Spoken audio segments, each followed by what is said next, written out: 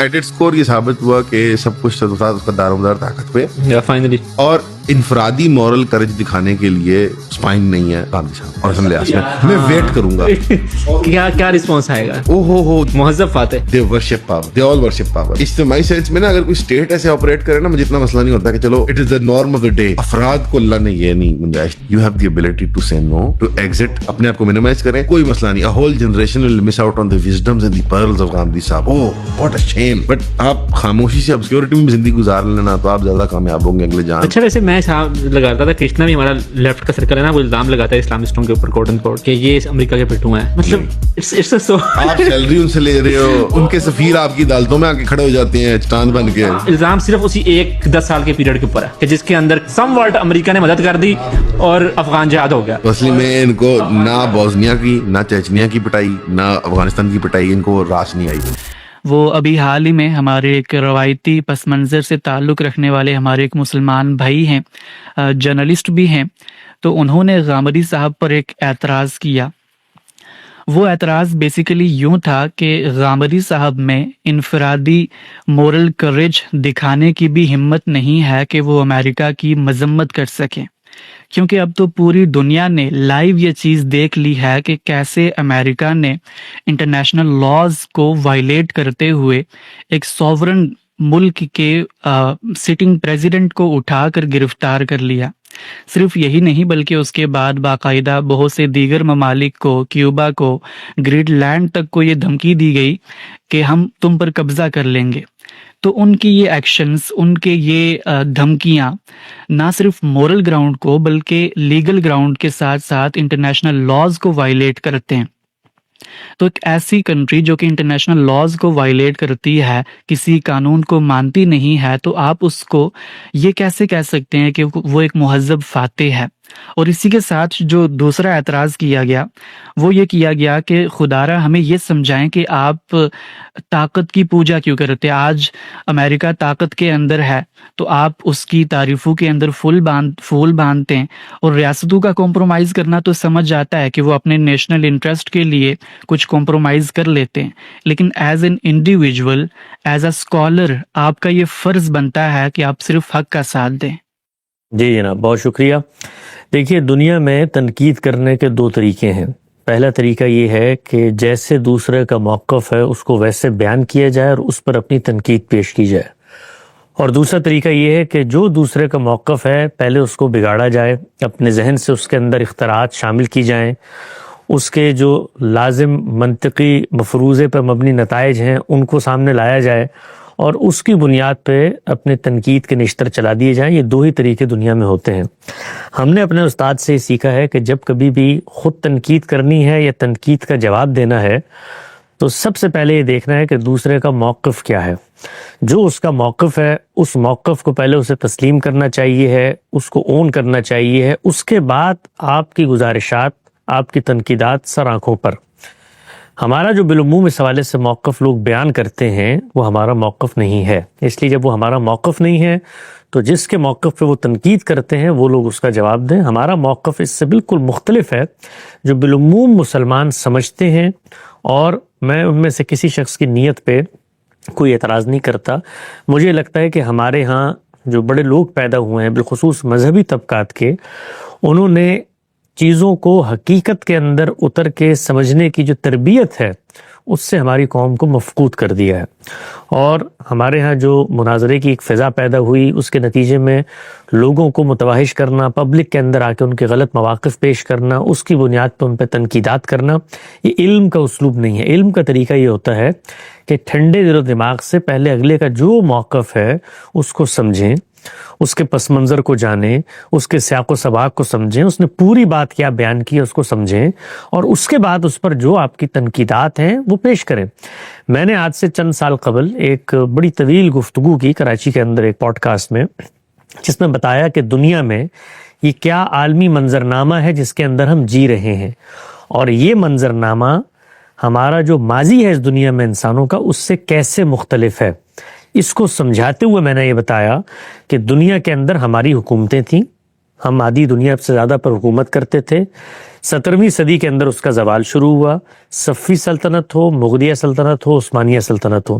اس زوال کے بعد بتدریج 1920 میں ہماری سے مراد مسلمانوں کی, اور وہ مسلمان جو اپنے آپ کو مسلمان کہتے تھے, اگرچہ فاطمی ہمیشہ مغلوں سے اپنے آپ کو الگ سمجھتے تھے, مغل عثمانیوں سے اپنے آپ کو الگ سمجھتے تھے, حکومتیں انسانوں کی تھی, لیکن بحیثیت مسلمان ہم اگر دنیا کے اندر یہ کہہ سکتے ہیں کہ جی ہماری بھی کہیں پر عالمی حکومت ہے یا ہم بھی دنیا کے اسٹیج پہ فیصلہ سازی میں شریک ہیں, تو 1920 میں اس کا بھی خاتمہ ہو گیا.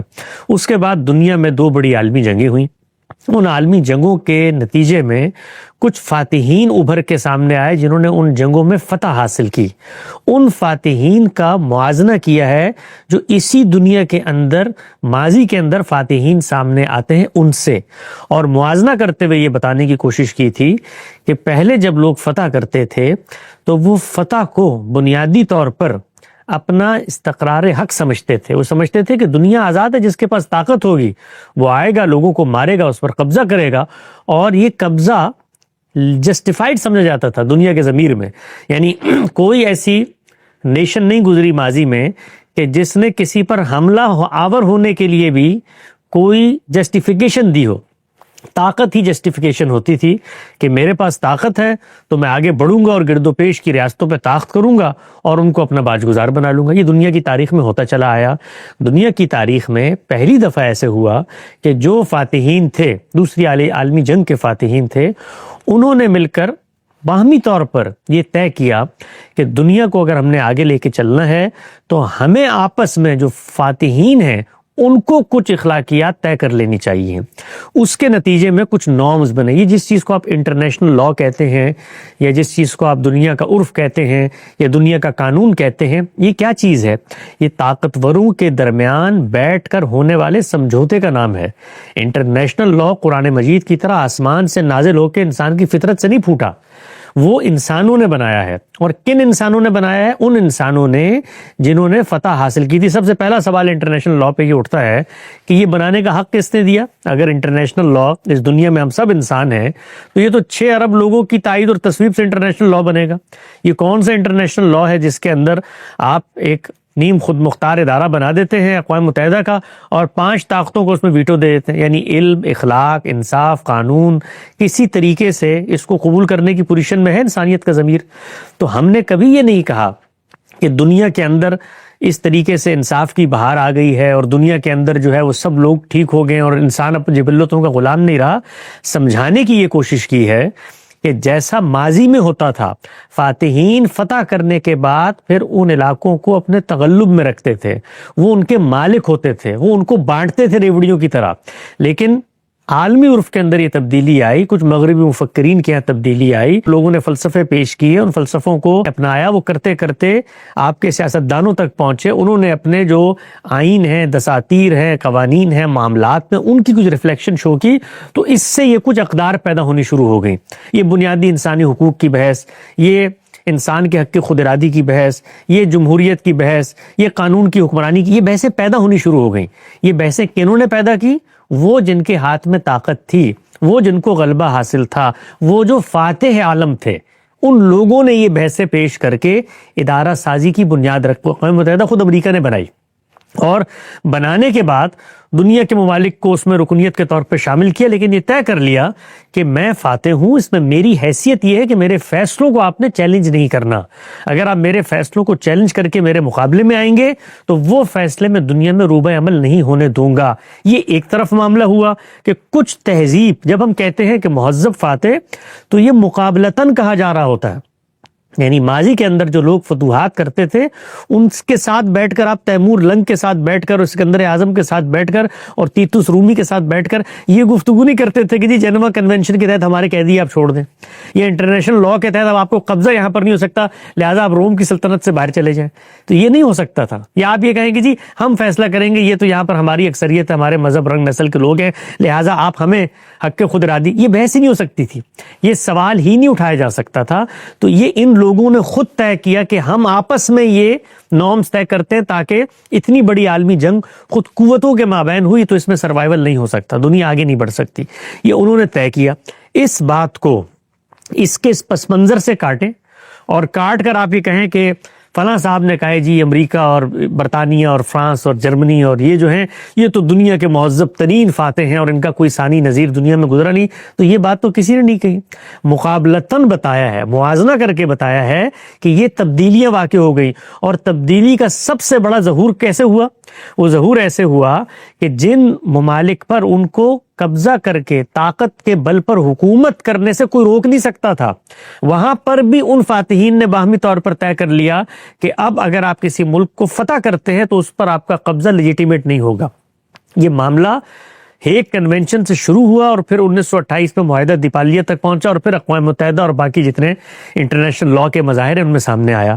اس کے بعد ہم مسلمان جو طاقت کی اس پوزیشن میں نہیں تھے، ہماری ایک آخری سلطنت تھی وہ بھی روبہ زوال ہو گئی، اس سب کے باوجود مسلمانوں کو اس دنیا میں 57 کے قریب ممالک مل گئے جن میں ان کو نیم خود مختاری حاصل تھی، جن کے اندر مذہب کی شناخت کے ساتھ وہ اپنا حکمران منتخب کر سکتے تھے، جن کے اندر وہ اپنے دساتیر مرتب کر کے اپنی قانون سازی کر سکتے تھے، جن کے اندر وہ اپنی حدود اربہ طے کر سکتے تھے اور اس حدود اربہ میں داخلے کے لیے وہ خود قواعد اور ضوابط بنا سکتے تھے.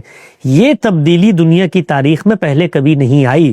یہ بتانے کی کوشش کی کہ اس کو خدا کی رحمت سمجھو، خدا کی نعمت سمجھو کہ جو 3 سلطنتیں تھیں 3 صدیوں میں ان کا زوال ہوا تو اللہ تعالیٰ کی نعمت غیر مترکبہ کہ آپ کو 57 اسلامی ممالک مل گئے.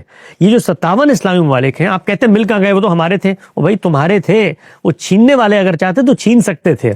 ان کو کچھ عقل آ گئی، کچھ خرد آ گئی کہ انہوں نے چھیننے کے بجائے تمہارے سپرد کر کے تمہیں اس کی ملکیت دے دی، حق کے استعمال دے دیا، تفویض کا ارادہ دے دیا، جو کچھ کہہ دو، لیکن تمہارے ملک ہے، پاکستان میرا ملک ہے. اسی طریقے سے شام وہاں کے مسلمانوں کا ملک ہے، عراق وہاں کے مسلمانوں کا ملک ہے. 57 اسلامی ممالک. اگر آپ ماضی سے موازنہ کریں صحابہ کرام کی ان فتوحات سے جس میں کہا جاتا نا کہ بر اعظموں میں ان کی حکومت تھی، آج جو 57 اسلامی ممالک ہمارے پاس موجود ہیں ان کا جو کل رقبہ ہے وہ اس رقبے سے کئی گنا زیادہ ہے جو سیدنا عمر کے زمانے میں یا اس کے بعد تک مسلمانوں کو فتوحات حاصل ہو چکی تھی، اس سے بھی زیادہ رقبہ ہے. کبھی اس پر تحقیق کریں تو اندازہ ہوگا کہ مسلمانوں کو زوال کے بعد بھی یہ کچھ اللہ نے دے دیا. اب جب یہ کچھ دے دیا تو ہم یہ کہتے ہیں کہ ان طاقتوں کے ساتھ اگر آپ نے لڑنا ہے، بھیڑنا ہے، مقابلہ کرنا ہے تو اس کے لیے آپ کو سب سے پہلے یہ دیکھنا ہے کہ آپ کا مذہب کیا کہتا ہے. کہ ہمارا مذہب یہ کہتا ہے کہ دنیا میں امن و امان کے ساتھ اب رہ نہیں سکتے، تہذیبوں کا لازمی تصادم ہوگا، تو ہمارے مذہبی نیریٹو میں ایک نیریٹو باقاعدہ یہ ہے کہ ایسا ہی ہوگا. غیر مسلموں کو حق کی حکومت حاصل نہیں ہے، پوری دنیا پہ غلبہ اسلام ہوگا اور مسلمانوں کی ایک خلافت ہوگی. اب جب ہم اس پر گفتگو کر کے بتاتے ہیں کہ یہ دینی نصوص جس سے تم استدلال کر رہے ہو اس میں یہ کہیں نہیں لکھا ہوا، تو اس کے مقابلے میں کیا کہا جاتا ہے؟ کہا جاتا ہے یہ تو بزدل ہے، یہ تو امریکہ کے غلام ہیں، یہ عالمی استعمار کے سازگار ہیں، یہ ان کی غلامی کو قبول کرنے کی اجازت دیتے ہیں. نہیں، ہم آپ کو جو کچھ حاصل ہے اس کو کھونے سے بچانے کی ترغیب دے رہے ہیں. یعنی جس وقت آپ نے فلسطین کے اندر یہی جذباتی نعرے لگا کے نہتے لوگوں کو عالمی طاقتوں سے لڑانے کی کوشش کی تو اس کے نتیجے میں کیا حاصل ہوا؟ یعنی جو کچھ ہمارے پاس تھا بتدریج وہ جاتا گیا. تو اس پس منظر میں یہ گفتگو کی جاتی ہے. اس کے مقابلے میں بتایا جاتا ہے کہ نہیں دیکھیں امریکہ نے تو اتنا ظلم کیا، آئیے ذرا ظلم کی داستان بھی سن لیتے ہیں. دوسری جنگ عظیم 1945-46 تک خاتمہ ہو چکا ہے. اس وقت امریکہ عالمی فاتح بنا ہے جنگ عظیم کا، اور فاتح بنا ہے طاقت کے بل پہ. اس امریکہ نے 3.5 لاکھ جہاز تیار کر کے، اور جہاز تیار کرنے کے پیچھے 100-150 سالہ محنت تھی ایک قوم کی، جس کے نتیجے میں وہ ٹیکنالوجی بنتی ہے. اور یہ وہی ٹیکنالوجی ہے جس کے لیے آج بھی مسلمان ممالک اپنا خراج دے کر اس مملکت سے وہ طاقت حاصل کرتے ہیں جس سے باہمی طور پر آپس میں مسلمان ایک دوسرے شر سے دوسرے کو بچا سکے. سعودی عرب لیتا ہے، پاکستان لیتا ہے، باقی ممالک عرب ممالک لیتے ہیں. کیوں؟ کیونکہ آپس میں بھی ہم ایک دوسرے کے شر سے نہیں بچ سکتے اگر یہ طاقت ہمیں حاصل نہ ہو. تو اس فاتح نے اس طاقت کے ذریعے فتح حاصل کی، 3.5 لاکھ جہاز بنا کر دنیا پر اپنا تسلط قائم کیا. جب قائم کر لیا تو 1945 سے لے کے سن 2001 تک ذرا تصور کریں کتنے سال گزرتے ہیں. 56-57 سال. ان 57 سالوں میں آپ مجھے بتائیے کہ ایک فاتح عالم ہے جس کے پاس طاقت ہے، لا اس نے خود بنایا ہے، انٹرنیشنل لا، جس کی جس کے مسودے کو اب وہ پھونک مار کے اگر اڑاتا ہے تو ہمیں کوئی حق نہیں ہے کہ ہم اس کو یہ کہیں مثال کے طور پر کہ جی آپ انٹرنیشنل لا کی طاقت کا لا تھا، طاقت نے بنایا تھا. جس وقت تک طاقت کا لا طاقت کے پاس ہوتا ہے طاقت اس کو اپناتی ہے. تو 57 سال گزر گئے دوسری جنگ عظیم کو سن 2001 تک. ان 57 سالوں میں آپ مجھے بتائیے 57 اسلامی ممالک تھے، کس ملک پر حملہ کر کے عالمی فاتحین نے وہاں سے مذہب کا خاتمہ کیا ہو اور مسلمانوں سے حق حکمرانی چھین کر وہاں پر فاتح عالم بن کے بیٹھ گیا ہو؟ ہر سال بھی اگر چاہتے تو ایک ملک ہم سے چھین سکتے تھے. تو ان 57 سالوں کے اندر کوئی ایک ملک نہیں ہے دنیا میں، ایک ملک جس کے اندر براہ راست حملہ کر کے ان عالمی فاتحین نے کہا ہو کہ آج ہم یہاں پہ قبضہ کر رہے ہیں. تو یہ اللہ تعالیٰ کی اگر نعمت نہیں ہے، رحمت نہیں ہے کہ ہمیں 57 سال سکون کے دنیا میں مل گئے. کبھی ماضی میں یہ ہوا ہے کہ فاتح عالم اس طریقے سے بیٹھ گئے ہوں اور انہوں نے یہ فیصلہ کیا ہو، اس کے بعد لوگ کہتے ہیں کہ جی وہ خود مجبور ہوئے، وہ مجبوری کے بعد انہوں نے طاقت حاصل کی، ایٹم بم بنایا، 10,000 اور چیزیں ترقی کی، کامیابیاں حاصل ہوئیں. اگر کرنے پہ آتے، بگڑنے پہ آتے تو صورتحال کہاں سے کہاں جا سکتی تھی. تو وہ تو نہیں ہوا. پہلا ملک ہے افغانستان جہاں پر باقاعدہ امریکہ نے حملہ کیا ہے. تو اس ملک میں حملے کا جواز، اس کی بنیاد وہ کس نے فراہم کی؟ وہ ہم نے فراہم کی. ہم نے ایک ملک کے بارے میں یہ طے کیا کہ جی وہ ہمارا دشمن ہے، وہ عالمی طاقت ہے، ہم اس کا خاتمہ کریں گے. تو بھائی خاتمہ کرنے کے لیے تو پھر جنگ ہوتی ہے، اور جب جنگ ہوتی ہے تو اس جنگ میں یا فتح ہوتی ہے شکست ہوتی ہے. تو اس شکست پہ خون کے آنسو نہیں بہانے چاہیے. اگر آپ جنگ کرنے آئے ہیں ایک ملک کے اندر اور اس کی عمارتوں کو گراتے ہیں، ناحق 4-5 ہزار لوگوں کا قتل عام کرتے ہیں، تو اس کے بعد وہ حملہ آور ہوتا ہے. تو حملہ آور ہونے کے بعد یہ رونا دھونا نہیں بنتا کہ جی آپ تو مہذب تھے. بھائی میں اس وقت تک مہذب تھا جب تک آپ میری ناک تک نہیں پہنچے تھے. جب آپ نے مکہ مار دیا تو اب آپ کو یہ کہنے کا حق نہیں ہے کہ آپ مہذب تھے، آپ نے آگے سے مجھے لات کیوں ماری. تو جو طاقتور ہوتا ہے وہ پھر طاقت کے ذریعے اس کا ظہور کرتا ہے. آپ یہ بات دیکھیے دنیا کے اندر ہم لوگ کیا کرتے ہیں، ہمیں جب مچھر کاٹتا ہے تو مسل کے پھینک دیتے ہیں، کتا کاٹتا ہے دامن بچا کے بھاگتے ہیں کیونکہ طاقت نہیں ہوتی اس سے لڑنے کی.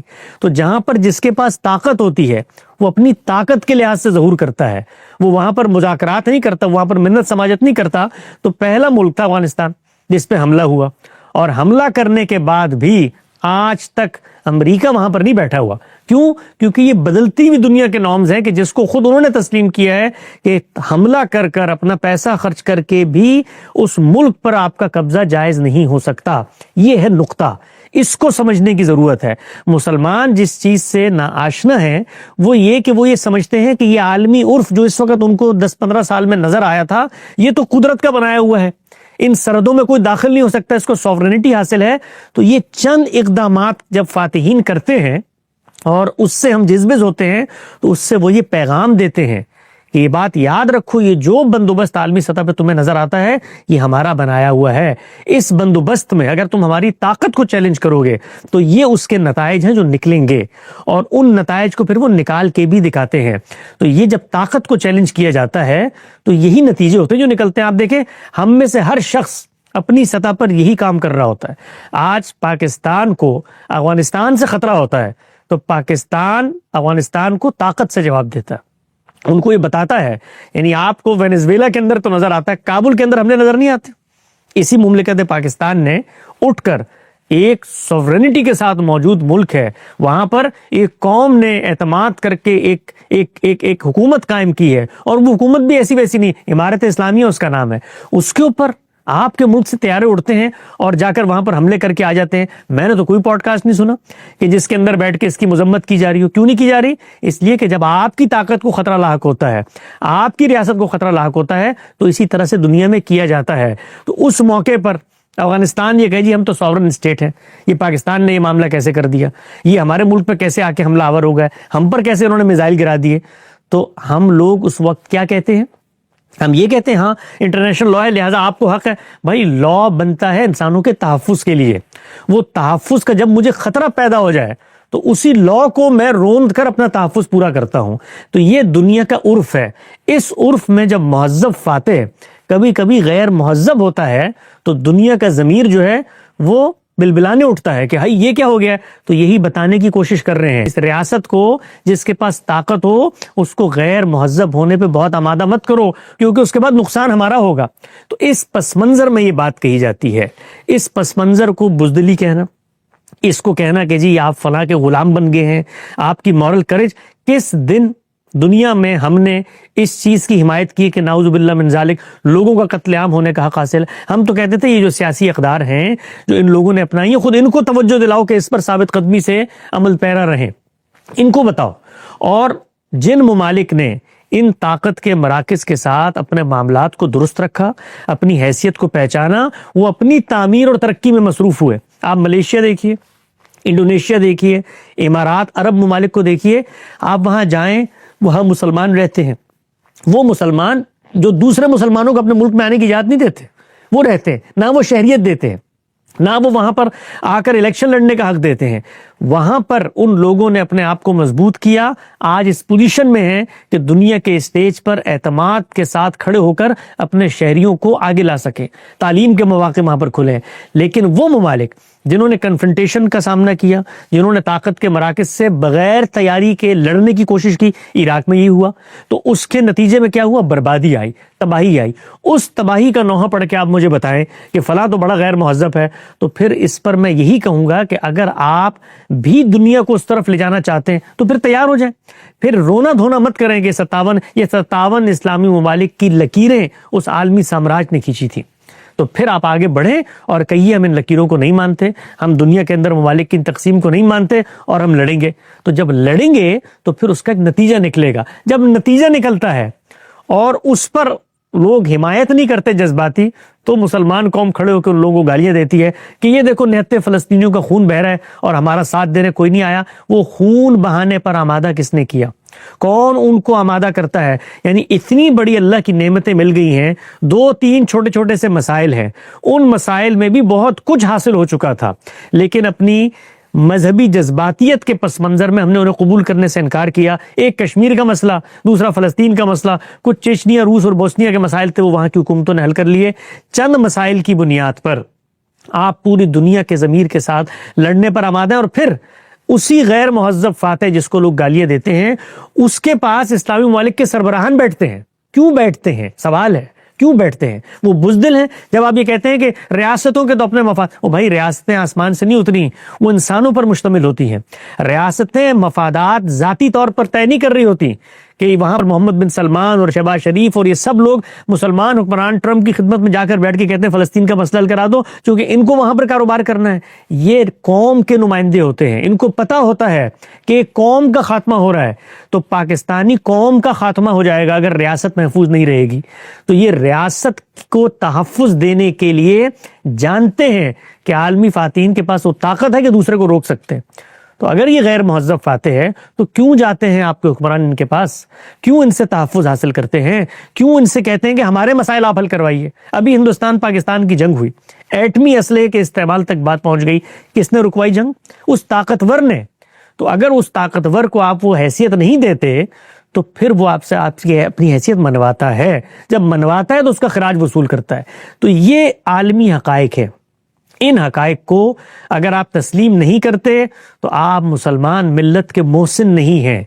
मुसलमान मिल्लत को इस वक्त जिस चीज़ की ज़रूरत है वो अमन का वक्फ़ा है, वो इस्तेहकाम है, वो मईशत में तरक्की है, वो तालीम को आगे बढ़ाना है, वो दुनिया के स्टेज पर अपना सिक्का मनवाना है। और दुनिया के अंदर ये तब्दीलियाँ आ गई कि इन ममालिक के अंदर भी आप आ सकते हैं, आप यहाँ की शहरियत ले सकते हैं और यहाँ पर शहरियत लेने के बाद यहाँ के सियासी निज़ाम का हिस्सा बन सकते हैं, यहाँ तक कि दुनिया के सबसे ताकतवर तरीन शहर के मेयर बन सकते हैं। तो ये इम्कानात भी इन लोगों ने पैदा किए हैं, इनके पैदा करदे हैं। कल इनको भी वो रिवर्स करने पे आमादा हो जाए तो मैं और आप इनका हाथ नहीं पकड़ सकते। तो इस पस मंजर में जब मुसलमानों को तवज्जो दिलाई जाती है तो चंद जज्बाती लोग निकल के कहते हैं जी आप मजम्मत क्यों नहीं करते? तो भाई आप माल रोड पे जाइए, अमेरिका के झंडे जलाइए, गुरु मंदिर चौक पे जाइए, अमेरिका के झंडे जलाइए, इस मुजम्मत से उसकी ताकत का खात्मा हो जाएगा। आप कहते नहीं हम असल में ये फैसला करेंगे कि हम हक के साथ खड़े हैं। तो हक क्या है, जरा पहले इसको वाजे कर दें। यानी हक ये है कि जी एक आलमी ताकत हो, उसका खात्मा हो, तो उसके जवाब में क्या है, हम आलमी ताकत बनेंगे, हम आकर फैसले करेंगे। تو کل وہ کھڑے ہو کر آپ کے خلاف یہ کہیں جی حق کا تقاضا یہ ہے کہ مسلمانوں کی ریاستوں کا خاتمہ ہونا چاہیے. تو دنیا کے اندر اس حقیقت کو تسلیم کرے کہ یہ اللہ نے بنائی ہے, یہاں پر مختلف الخیال لوگ رہیں گے, طاقت حکمرانی کرتی ہے. جب آپ کو طاقت حاصل تھی آپ حکمرانی کرتے تھے, مشرق و مغرب کے فیصلے آپ کے ہوتے تھے. تو چیزوں کو حقائق کی دنیا میں سمجھیں گے تو نتائج مختلف نکلیں گے, چیزوں کو جذباتیت کی دنیا میں سمجھیں گے تو نتائج مختلف نکلیں گے. میں نے سنا کہ وہ ایک صاحب کہہ رہے تھے کہ انہوں نے کہا کہ امریکہ تو تاریخ کے اس پس منظر میں بڑا مہذب فاتح ہے. نہیں, اصل مہذب فاتح تو سیدنا عمر تھے, ایک صاحب نے کہا. تو میں ذرا پلٹ کے پوچھتا ہوں, ذرا اس کا تجزیہ کریں آپ. یعنی جو رسول اللہ صلی اللہ علیہ وسلم اور صحابہ اکرام دنیا میں آئے اور آنے کے بعد ان پر ظلم بھی ہوا, جنگیں بھی ہوئیں, ان جنگوں کے بعد قرآن مجید کیا بتاتا ہے؟ شرط کی آیت کی گئی جنگ روکنے کے لیے کہ جب تک یہ مسلمان نہیں ہوتے اس وقت تک ان سے جنگ نہیں رکے گی. حتی لا تکون فتنہ ویکون الدین کلہ للہ. تو اب آپ مجھے بتائیے, جب آپ اس سیاسی پس منظر میں چیزوں کو سمجھے بغیر صحابہ اکرام کو لے کر آئیں گے تو دنیا کے عرف کے مطابق, انٹرنیشنل لا ہی لے لیں جو آج کا ہے, اس کے مطابق اگر آپ جنگ کے خاتمے کی بنیاد مذہب کی تبدیلی قرار دیتے ہیں تو اس کو ریلیجس پرسیکیوشن کہا جاتا ہے. تو ان بحثوں میں ان چیزوں کو مت لے کر آئیں جو ایک الہی قانون کے ذریعے زمین پر ہوئی ہیں. اس میں تو پیغمبر آتا ہے, اس کی قوم کوئی جرم نہ بھی کرے تب بھی اس کے ساتھ یہ معاملہ ہونا ہے, اور اس کی قوم ایمان لے آئے تو لانے والوں کے ہاتھوں سے ہونا ہے. تو اس کا معاملہ دنیا کے ان معاملات سے نہیں ہے کہ آپ کو عالمی قوتوں کے مقابلے میں کھڑا کر کے آپ ان کو بتائیں کہ جی ان لوگوں نے یہ معاملات کیے تھے. ان کے معاملات الہی قانون کے تحت ہوئے تھے, اور دنیاوی قانون کے تحت اگر آپ ان کو زیر بحث لے کر آئیں گے تو بات بہت خطرناک حد تک آگے چلی جائے گی. اسی لیے میں یہ عرض کرتا ہوں کہ ٹھنڈے دل و دماغ سے اپنی سیاسی اقدار کو دوبارہ سے تازہ کریں. ہماری مذہبی قوتیں جو آپ کو خواب دکھاتی ہیں بغیر طاقت کے لڑنے کے, اور صرف خواب نہیں دکھاتی, اس کے بعد مذہبی نیریٹو کو غلط استعمال کرتی ہیں کہ بدر میں بھی تو فرشتے آئے تھے, اور اگر غامدی صاحب بدر میں ہوتے تو وہاں پر بھی روکتے.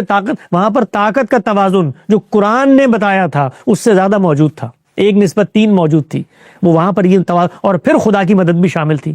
تو آج دنیا میں طاقت کا کیا توازن ہے ذرا تصور کریں. یعنی 73 سے زیادہ دنیا کے مختلف چوکیوں پر یہ عالمی قوت بیٹھی ہوئی ہے, مسلمان ممالک کے اندر بیٹھی ہوئی ہے.